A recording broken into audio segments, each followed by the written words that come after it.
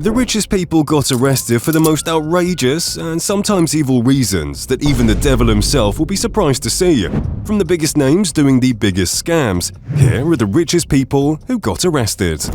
Imagine being one of the richest people with a net worth of $2.2 billion, and suddenly you lose everything and get a life sentence of 110 years. Imagine doing something so messed up that you end up in jail for a time, almost double the average life expectancy. That is exactly what happened to Alan Stanford, a Texan financier and a cricket enthusiast. The owner of one of the biggest banks in Antigua, Stanford International Bank, Alan had orchestrated a fraudulent investment scheme that had bilked investors out of billions of dollars.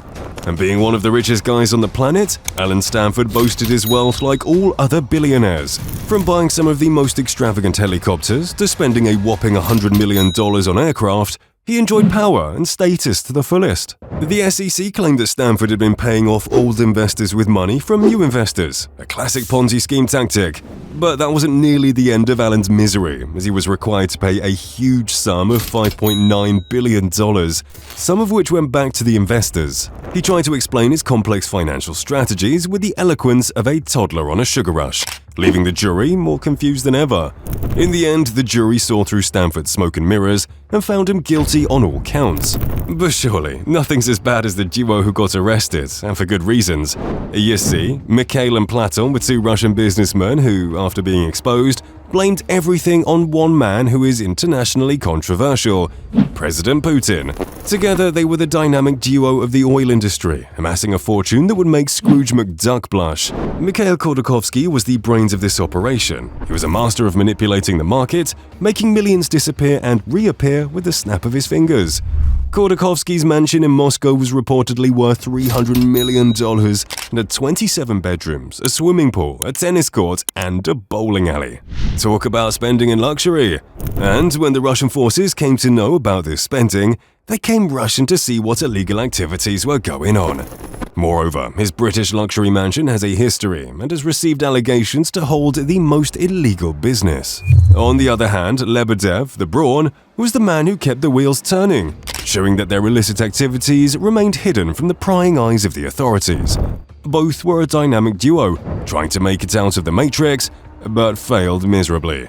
Lebedev was also a heavy spender. His yacht was named the Great Eastern and was worth $100 million. It had 6 decks, a cinema, and a helicopter landing pad.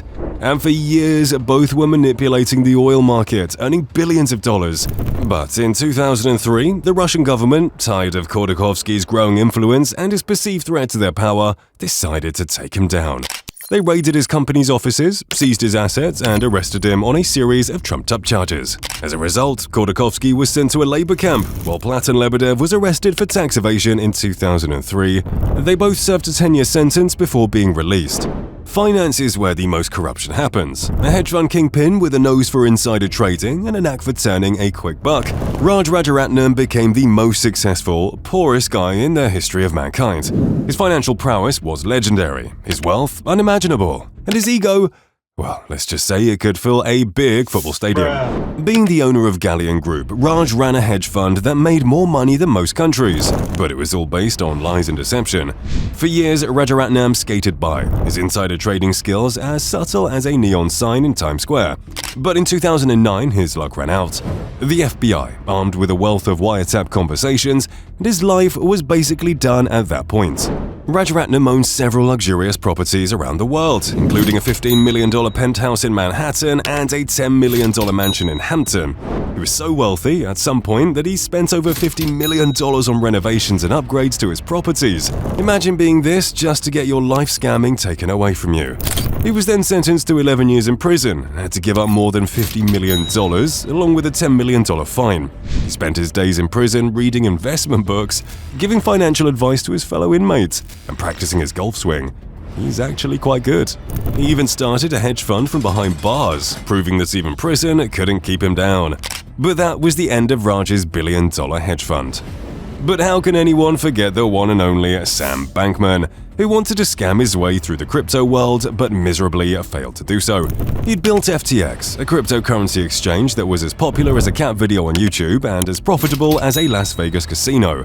Bankman-Fried, known to his friends as SBF, was the poster boy for the crypto revolution, the self-proclaimed Robin Hood of finance, who was determined to democratize wealth and make everyone a millionaire. His ambition was as boundless as the universe, but it was all based on nothing more than lies.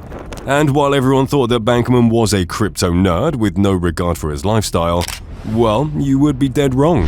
SBF was a frequent flyer, often using private jets for his travels. He also spent lavishly on entertainment, including $600,000 at Jimmy Buffett's Margaritaville in the Bahamas and $400,000 on DoorDash deliveries. Money was unlimited to Sam Bankman at one point, till the crisis hit. FTX, once valued at a cool $32 billion, imploded like a neutron star, leaving billions of dollars in investor funds missing. Finally, in April 2023, the jury delivered its verdict: guilty on all counts. SBF, the man who once claimed he could change the world, was now facing decades in prison, his dreams of financial domination crushed like a bug under a shoe. Losing $32 million overnight after being found guilty on all 7 charges, and while his case is still active, he could face a whopping 110-year sentence for the damage he's caused. This just shows us that even if you're the biggest person in the world at one point, the universe can humble you quickly. The world of finance is sometimes unpredictable, and these ultra-rich people will why thousands or even hundreds of thousands of people lost their hard-earned investments. Greed is a curse, and while these people tried to find a shortcut to success, they were instantly caught and got what they deserved. Also, get a chance to earn up to $10,000 in rewards by signing up for the OKX crypto exchange down in the description. Thanks for watching, and don't forget to subscribe to our channel for more luxury videos.